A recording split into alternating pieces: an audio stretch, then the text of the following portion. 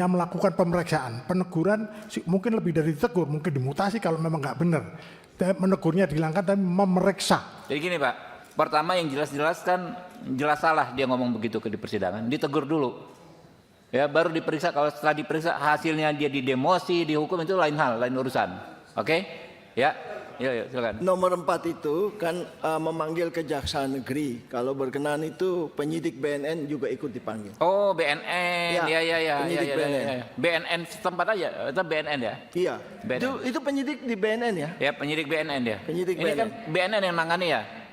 Coba, Mbak.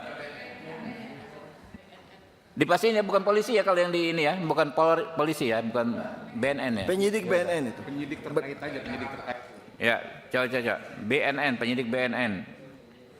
Terkait lah gitu aja deh, ya. Perkara tersebut. Untung ada Prof. Tandra. Kalau enggak udah kita ketok tadi. Aduh, memang. Ini kita semua juniornya Bang Hotman ini kita, advokat-advokat yang di sini juniornya Bang Hotman.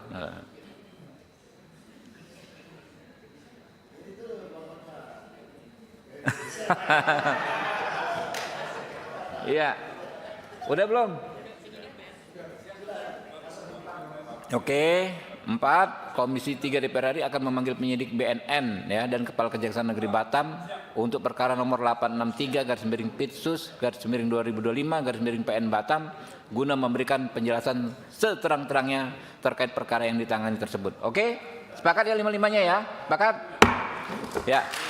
Demikian selesai acara ini, saya sampaikan terima kasih. Ya, bila taufiq wal hidayah. Wassalamualaikum warahmatullahi wabarakatuh. Saya tutup dulu ya.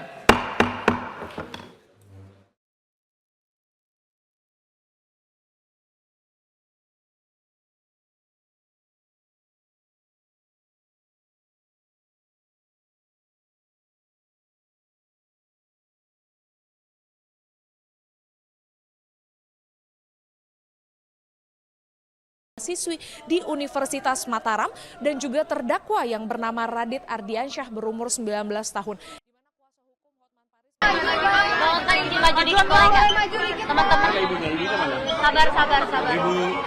Maju dikit bang Otang. Nah, Satu lagi ibunya. Ibu Fandi. Oke. Keluarga boleh maju lagi.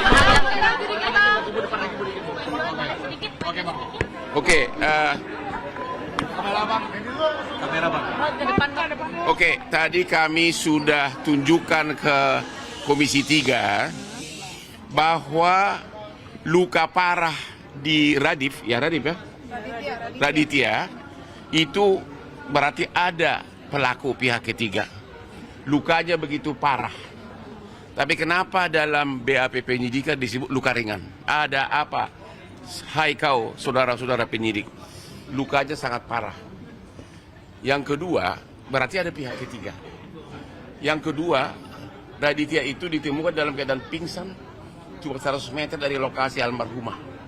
Kalau dia pelaku, dia akan kabur dong. Ternyata waktu ditemukan pun si Raditya ini diangkut dalam keadaan pingsan ke puskesmas. Berarti ada yang salah dalam penyidikan dan ada yang salah juga dalam surat dakwaan oleh JPU. Mengenai saudara Fandi, jelas-jelas dia baru kerja 3 hari. Yang kedua, di BAP maupun di persidangan diakui oleh para saksi bahwa Fandi itu bolak-balik nanya, itu apa isinya kardus itu, ya, bolak-balik sampai dia tanya ke kapten, tanya juga ke wakilnya Pak Tambunan ya, dan itu sudah merupakan bukti bahwa dia tidak tahu. Padahal dan tidak ada saksi satupun yang mengatakan bahwa dia tahu. Tidak ada saksi manapun yang mengatakan dia tahu. Sama juga dengan Raditya. Tidak ada satu saksi pun yang melihat bahwa dia melakukan pembunuhan. Ya, dia pakailah lie detektor, dia pakai psikolog. Artinya ada yang salah dalam penyidikan dalam surat dakwaan di kedua kasus ini. Kira terakhir Ibu silakan. Ya, saya sebagai ibunya Radit dari SD sampai sekarang dia kuliah, dia tidak pernah berkelahi dengan siapapun, dia tidak pernah punya masalah, dia anaknya patuh dan taat. batin saya sebagai seorang ibu sampai detik ini tidak percaya kalau anak saya melakukan hal yang sebesar itu. Anak saya bukan pembunuh. Jadi ibu minta agar benar-benar Komisi 3 memanggil penyidik dan jaksanya. Itulah. Saya minta kepada Bapak Presiden Prabowo dan Komisi 3 agar memanggil penyidik dan dengan seadil-adilnya Oke. untuk melakukan. Sekarang Ibu Pandi, ibunya Pandi, silakan. Saya hanya bisa bermohon kepada Bapak yang mulia, Bapak Presiden, bantulah anak saya, bantulah saya. Saya nggak bisa apa-apa, saya orang yang lemah, saya orang yang teraniaya. Kami sekeluarga hanya kepada Pak Presiden, Bapak-bapak yang berhati mulia, yang bisa menolong kami. Yang kasus anak kami yang rumit, dimakin rumiti, sudah kami tidak mampu. Kami dianiayai terus. Kami tidak bisa minta tolong. Yang terakhir, karena dua ibu ini meminta bantuan kepada Presiden Prabowo yang dia pernah jadi klienku 25 tahun, dia pernah minta nasihat dari aku. Beliau itu dalam beberapa hari terakhir ini, Pak Prabowo berjanji akan menumpas, dia pakai istilah miscarriage of justice, yaitu penanganan keadilan secara nggak benar. Jadi dua ibu ini nanya, janji Bapak Prabowo mana? Kan Bapak ya bilang di video-video.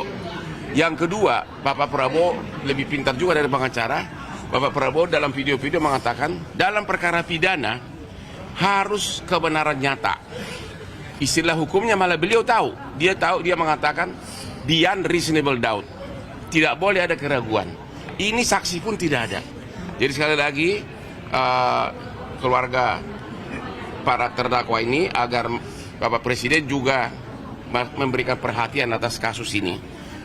Janji Bapak Presiden menumpas miscarriage of justice.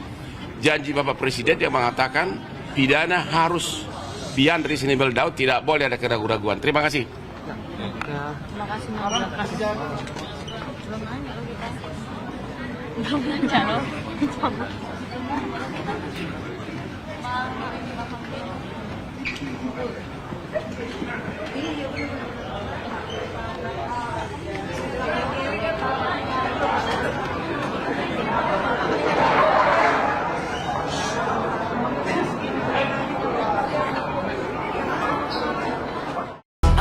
Subscribe, share, like, and comment.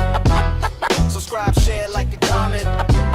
Subscribe, share, like, and comment. Subscribe, share, like, and comment.